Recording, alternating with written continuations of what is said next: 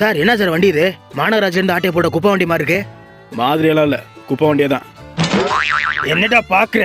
முதல்ல மாஸ்க கலட்டு. நிம்மதியா திட்ட கூட முடியல இந்த முகத்தை. என்னடா ஆனா உன்னா அக்கலை தூக்கிறேன். இதான் அவரோட மாஸ் என்றியா? அட அக்கலை தூக்குறதுல என்னடா மாசு இருக்கு? என் வேஷம் கலைஞ்சாலும் எப்ப அத கைய கீழே இறக்கிட்டு சொல்லுப்பா. ஓ ஆமல்ல, சரி இரு.